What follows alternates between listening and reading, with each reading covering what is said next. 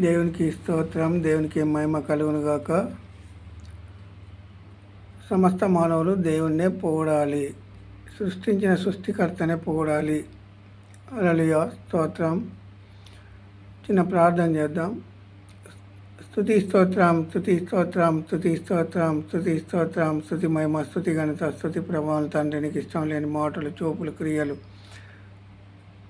చెడ్డ తలంపులు మా నుండి దూరపరిచి లయపరిచి అగ్నిలో పెట్టి మా తలంపులను, మా ఆలోచన, మా క్రియలను అగ్నిలో పెట్టండి ప్రభువా. యావత్ ప్రపంచ మానవాళి పాపంల కొరకు, శాపంల కొరకు కల్వర్శిలలో రక్తం కార్చి చనిపోయి సమాధి చేయబడి 3వ దినమున తిరగలేసిన దేవుడవని 900 కోట్ల మంది విశ్వసించే విధంగా సాయం చేయండి తండ్రి. వారి హృదయాలలో గలిబిలి చేస్తున్న సాతాను క్రియలను అగ్నిగుణంలో కాల్చివేసే సంపూర్ణ మారుమనసు రక్షణ దయచేస్తామని నమ్ముచున్నాము. దినదినం ఆయుష్కాలం పొడిగించావు.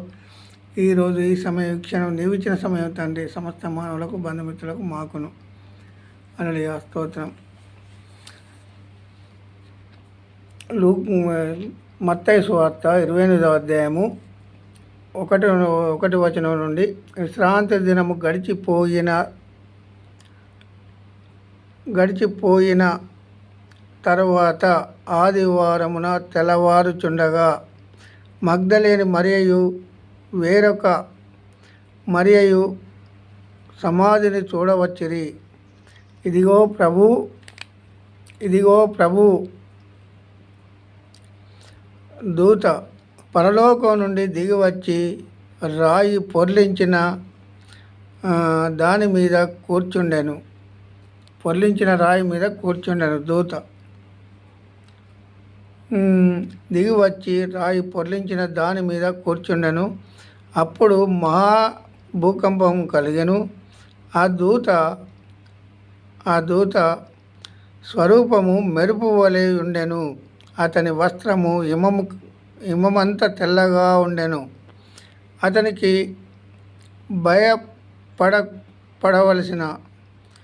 భయపడుట వలన కావలి వారు వనికి సచ్చిన వారి వలె ఉండిరి. కావలి పెట్టిండు సమాధి దగ్గర ఎవరిని కావలి పెట్టిండు? కావలి పెట్టినా కూడా వారు సచ్చిన వారి వలె పడి ఉండిరి. ఈ దూతను చూసి సచ్చిన వారి వలె ఉండిరి. ఆ దూత స్త్రీలను చూసి, మీరు భయపడకుడి, సిలువ వేయబడిన యేసును మీరు వెతుకుచున్నారని నాకు తెలియము.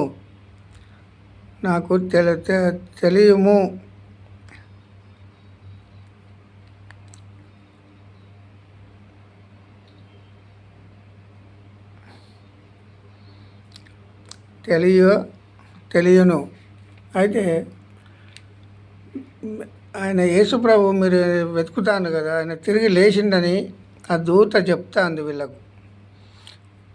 ఆ సిలువ వేయబడిన యేసును మీరు వెతుకుచున్నారని నాకు తెలియను. ఆయన ఇక్కడ లేడు. తాను చెప్పినట్టే ఆయన లేచి ఉన్నాడు. రండి, ప్రభువును పండుకొనిన స్థలము చూసి త్వరగా వెళ్ళి ఆయన మృతులలో నుండి లేచి ఉన్నాడని ఆయన శిష్యులకు తెలియచేయుడి. ఇదిగో ఆయన గలిలయలోనికి మీకు ముందుగా వెళుచున్నాడు. అక్కడ మీరు ఆయనను చూతురు అన్నాడు. ఎవరు? దూత. వాళ్ళ స్త్రీలతోటి మాట్లాడింది దూత. విశ్రాంతి దినం గడిచిపోయిన తర్వాత ఆదివారం తెల్లవారుచుండగా మగ్దలేని మరియయు వేరొక మరియయు సమాధిని చూడవచ్చిరి. ఎవరిని చూడొచ్చిండు? సమాధి దగ్గరికి వచ్చిండు. వీళ్ళు వచ్చే వరకు యేసు ప్రభువు కనబడలేదు, కానీ దూత కనబడ్డది. ఆ కావలి ఉన్న వాళ్ళు సచ్చిన వారి వలె ఉండిరి. ఏది అక్కడ కావలి ఉంచిండు కదా వాళ్ళను. ఆ ముద్ర వేసిండు, రాజముద్ర వేసి ఆ బండరాయి పొర్లించి. అయితే యేసుప్రభు తిరిగి లేచిండు అనేది జనులు నమ్మడం లేదు ఇప్పటికి, నాటి నుండి నేటి వరకు. కొంతమంది తిరిగి లేచాడు. సమాధి ఒక్కంది ఖాళీగా ఉన్నదంటే ఎవరిది ఖాళీగా ఉన్నది? యేసుప్రభు సమాధి మాత్రమే ఖాళీగా ఉన్నది.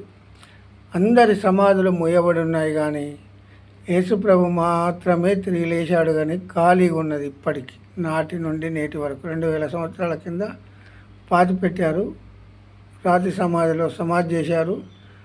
ఆయన సమాధి ఒక్కటే తెరవబడి ఉంది. ఆ రాయి పొర్లించబడ్డది. పొర్లించబడ్డ బండ మీద ఆయన కూర్చొని ఉండగా దూత అక్కడ కావలి పెట్టిన వారు చచ్చిన వారి వలె ఉన్నారట. మహాభూకంపం కలిగింది అప్పుడు నాడు.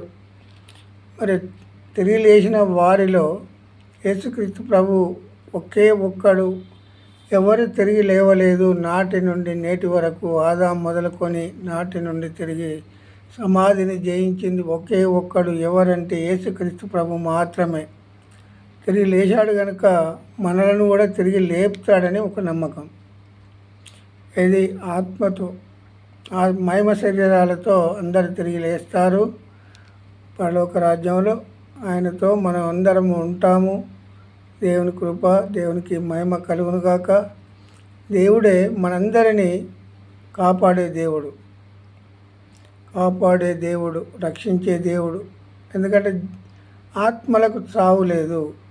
మనందరినీ తిరిగి లేపడానికే పాపులైన మనలను ప్రేమించి మన కొరకు ప్రాణం పెట్టి ఆయన తిరిగి లేచాడు కనుక మనల్ని కూడా తిరిగి లేపుతాడని నమ్మకము. హల్లెలూయా, స్తోత్రం. దేవునికి మహిమ కలుగును గాక. ఆమేన్.